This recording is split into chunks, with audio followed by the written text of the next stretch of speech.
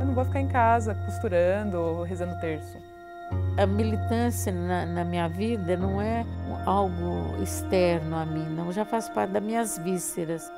Mãe, por que o papai tá verde e você tá azul?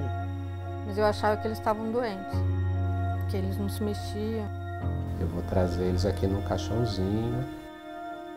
Os caras se masturbavam e gozavam vendo uma pessoa lá em estertores. Tortura é uma ferida que não cicatriza e que às vezes sangra.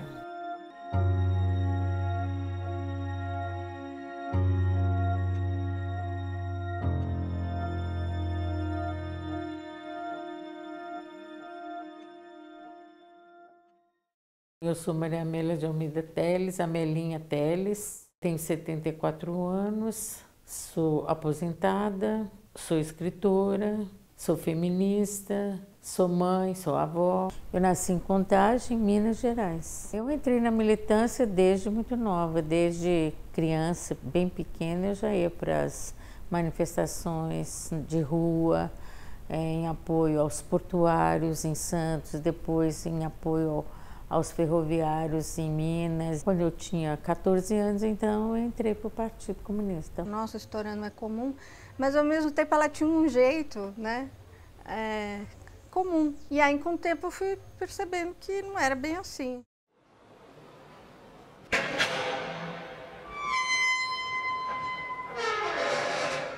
Meu pai foi um dos primeiros a serem presos como ferroviário, como líder ferroviário, lá em Belo Horizonte. Eu e minha irmã, nós íamos em todas os quartéis, delegacias, buscar informações. E eles eles diziam que não sabiam, que essa pessoa não se encontra aqui. Era essa a resposta. Até que um dia eles nos levaram para o quartel. Fiquei presa por alguns dias, eu e minha irmã. Nós respondemos a inquérito policial militar. Depois formam um processo e é julgada. Eu, na época, era menor, então eu fui excluída do processo. Mas antes disso, a gente foi para uma semiclandestinidade. Meu pai foi solto, teve a prisão preventiva relaxada, porque ele já estava há uns 5 ou 6 meses preso. E nós saímos de Minas. Fui acusada de ser subversiva, então eu ia ser processada, eu estava sendo processada e ia ter o julgamento e eu poderia ser presa novamente. E aí então eu decidi que eu queria continuar lutando e para continuar lutando eu teria que entrar para a clandestinidade. Praticamente 8 anos. Você vive assim, mudando de casa, mudando de nome, sem identidade. Clandestinidade é isso.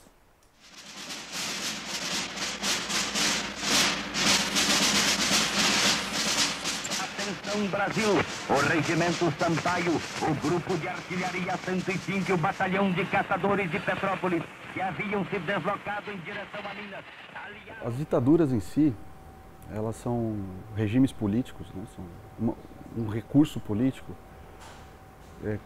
que surge em momentos de crise quando os setores mais poderosos da sociedade não conseguem fazer seus interesses serem atendidos dentro da legalidade posta, né? Então, a ditadura é precedida por um golpe que destrói a Constituição e aí vem um regime de exceção. O golpe militar é 64, de 64 até 66 a gente tinha ainda a ilusão de que os militares iam ficar um pouquinho e entregar o poder aos civis, como eles mesmos tinham dito, e a partir de 66 começa a se aguçar a repressão com a resistência dos movimentos populares. Em 68 essa oposição está de tal modo efervescente que o regime fecha, né? O regime decreta o AI-5 em dezembro de 68 e depois em junho, julho, cria a Operação Bandeirante em São Paulo.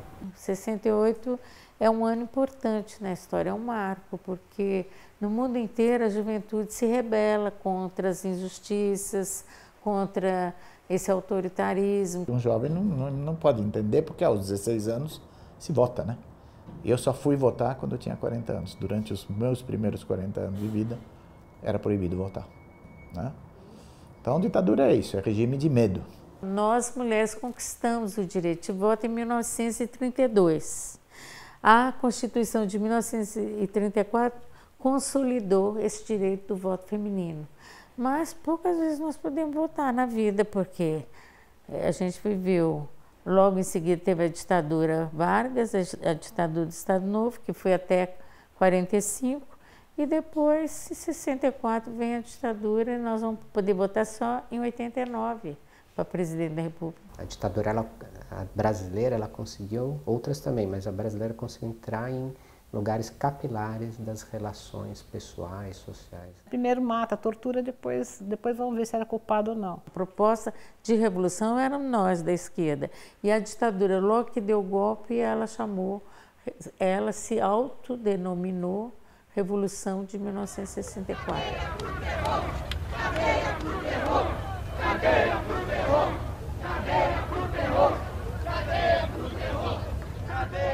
Fui presa em 72, junto com meu marido e junto com um dirigente comunista que cuidava da gráfica e da imprensa clandestina.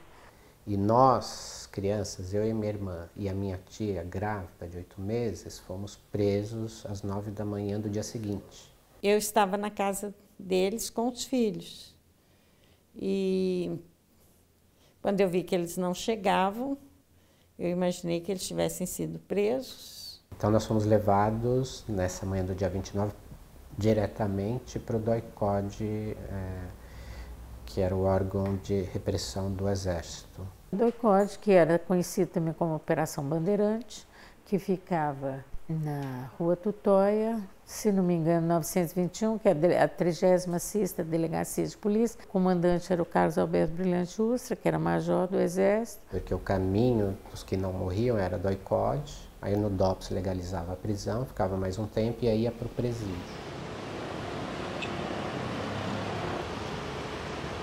O primeiro contato que eu tive com ela estava nua, toda suja, tinha sido torturada a noite inteira. A primeira pessoa que eu vi foi a minha mãe, então eu não a reconheci fisicamente, mas quando ela me viu, ela me chamou pelo nome. E quando eu ouvi a voz chamando daquele jeito, quer dizer, não tem erro, né? Se eu sua mãe chamando seu nome, você fala, né, é a voz da minha mãe, é minha mãe. Então eu lembro de ter criado essa confusão, né? Você está 4 anos, até se ressignificar o que é aquilo, né? Então a minha primeira lembrança lá da prisão é essa de estranhamento, que é esse corpo, que é da minha mãe, porque está falando comigo, como, né, que é a minha mãe falando, para ver, mas está todo modificado. Eu fui dar um beijo, um abraço, e eles nem conseguiram me falar comigo direito. E aí eu vi que tinha algum problema, né? Então você usa a tortura não mais como um instrumento pedagógico, ou como um instrumento de punição dentro de uma sociedade que é tradicionalmente autoritária. Você usa a tortura como um instrumento de guerra. E o inimigo desta guerra são cidadãos brasileiros. A sociedade que vive sob tortura é uma sociedade intimidada. Essa é a principal função, de dominação. Ela foi torturada igual ou mais que meu pai, porque meu pai entrava em coma várias vezes por causa da diabetes, né? Então muitas vezes ele estava desmaiado e ela continuava sendo torturada.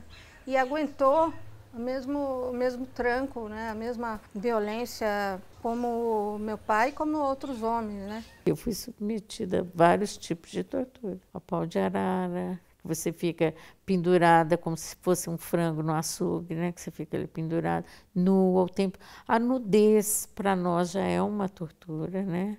Para nós mulheres, então, porque você fica nua na frente só de homens que estão te ameaçando de estuprar ou que te estupram.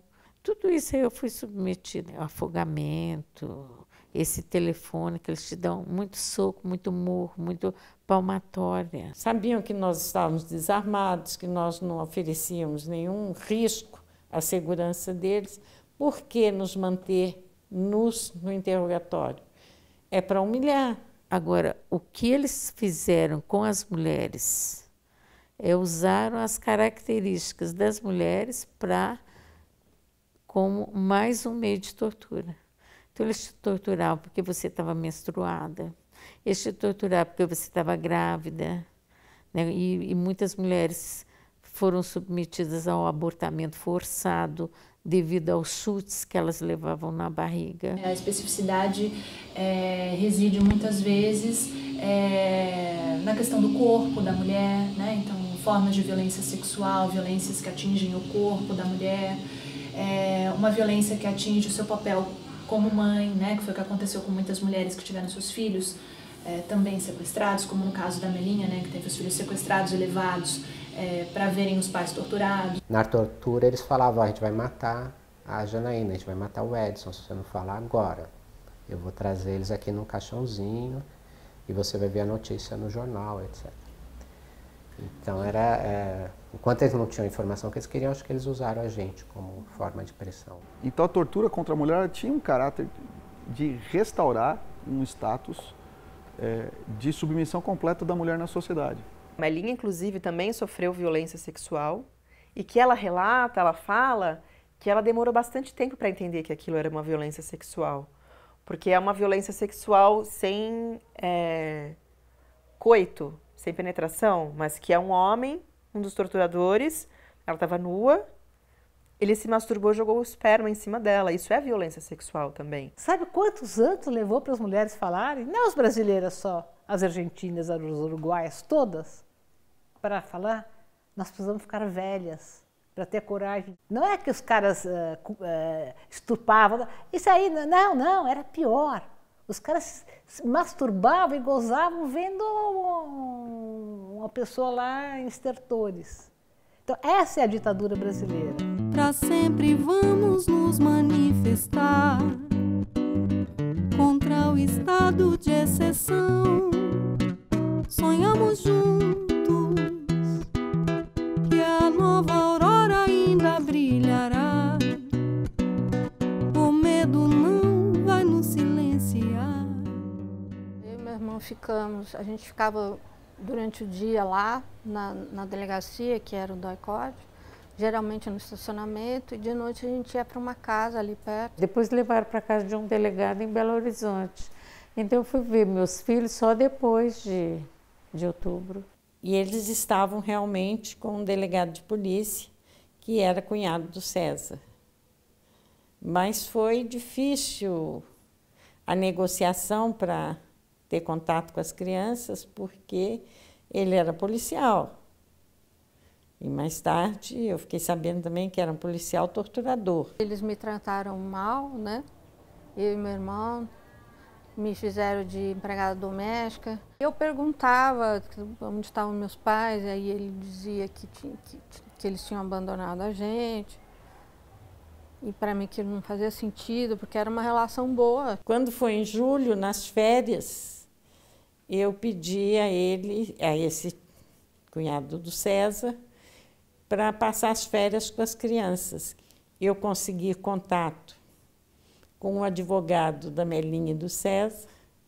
Ele providenciou a visita para mim e as crianças. Eu vou sair da prisão no dia 12 de outubro, que é o dia da criança e o dia de Nossa Senhora Aparecida, né? Que a gente sempre brincava com isso. Dia de Nossa Senhora Aparecida, eu estou aqui. Eu apareci na rua novamente, né?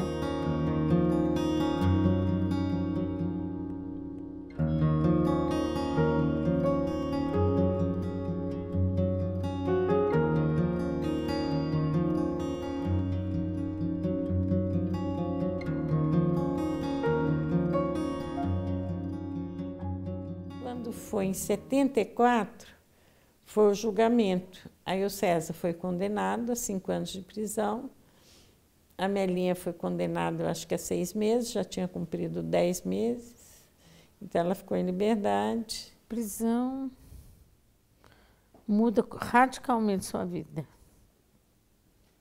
É um marco na vida porque é um trauma, né? Então você sai da prisão com a roupa do corpo, sem emprego, sem casa. E estruturar isto leva um tempo. Aí já não era mais uma vida clandestina, mas era uma vida que se escondia a sua história.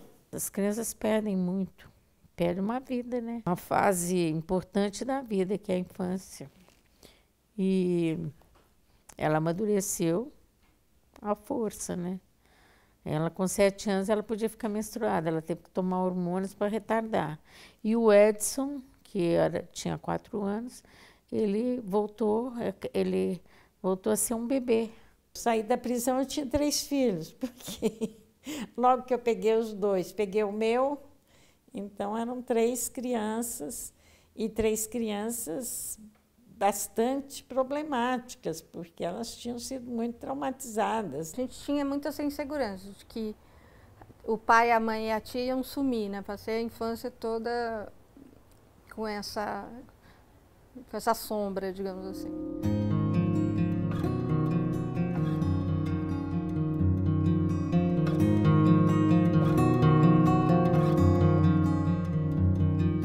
A violência da ditadura atingiu homens e mulheres, mas existia uma violência muito específica contra as mulheres que falava deste lugar que elas não deveriam estar.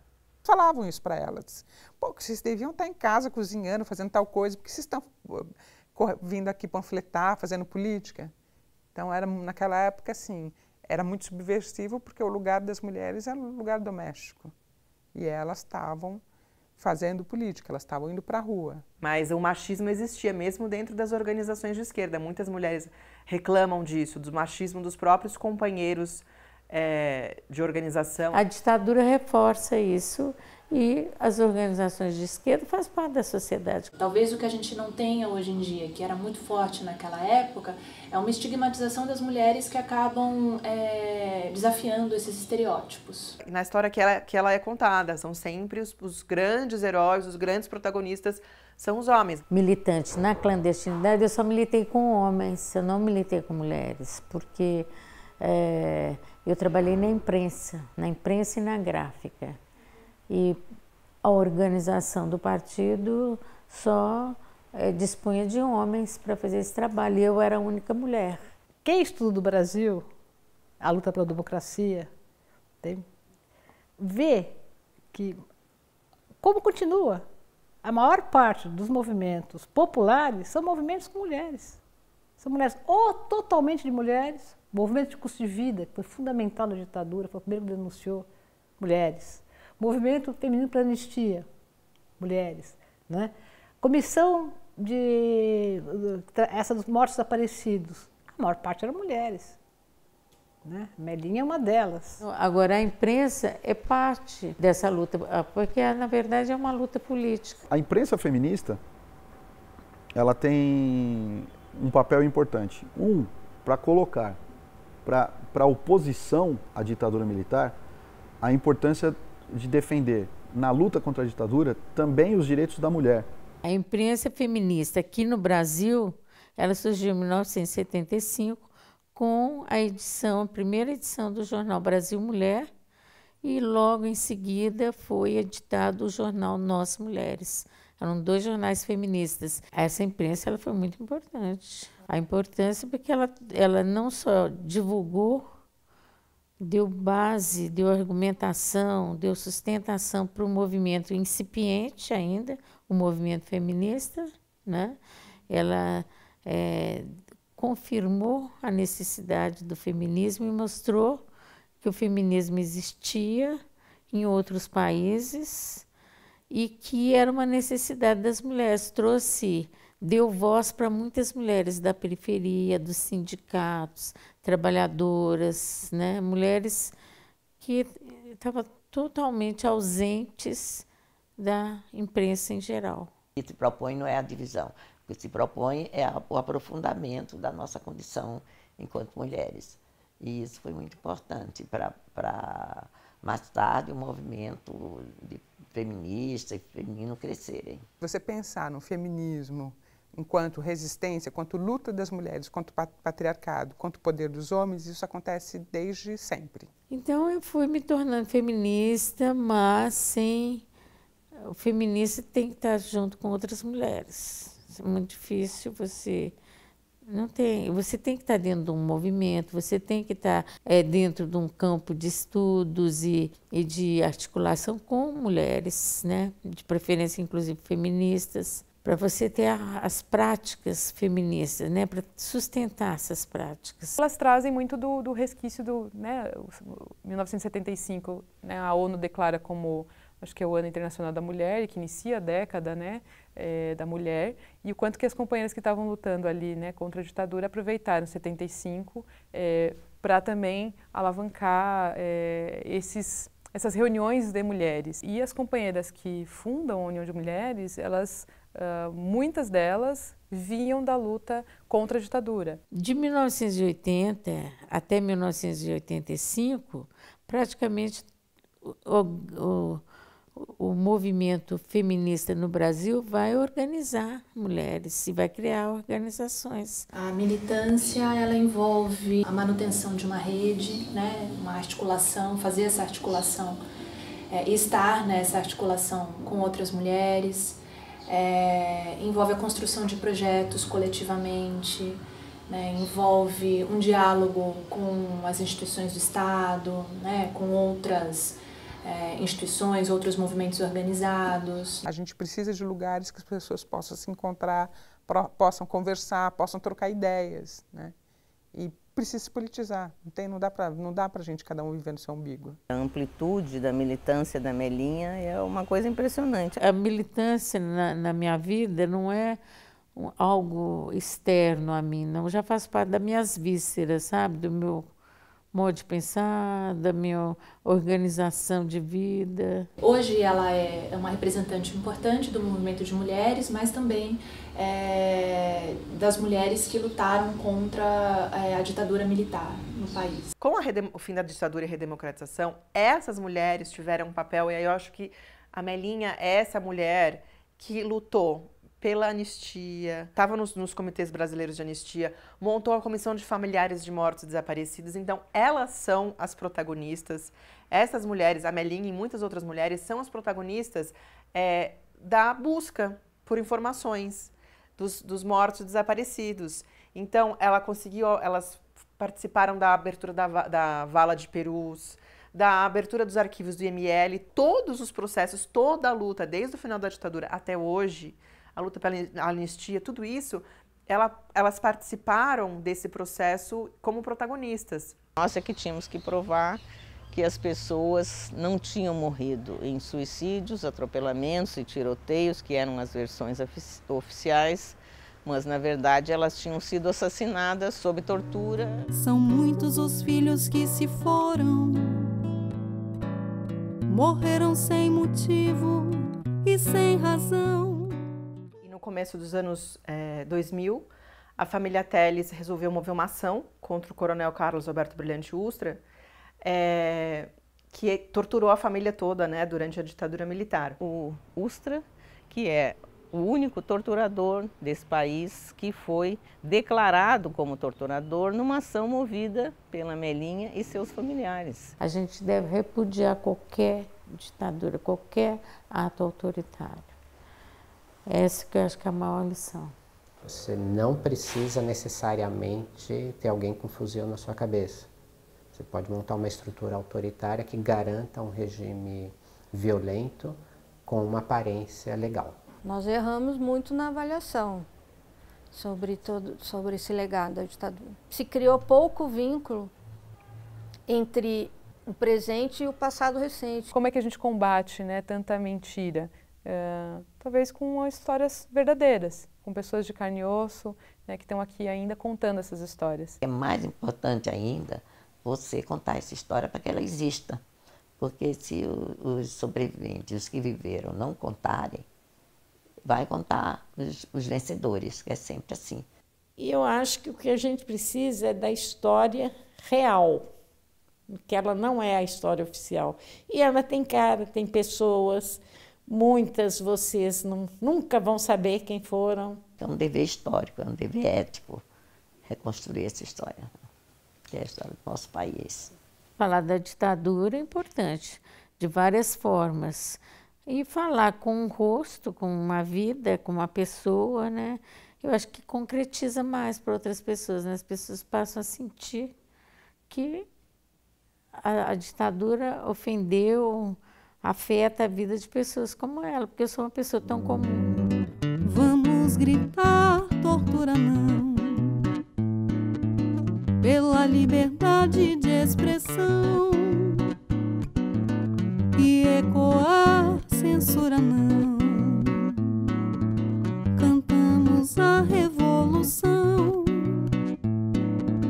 cantamos a revolução, cantamos a revolução, cantamos a revolução, cantamos a revolução, cantamos a revolução.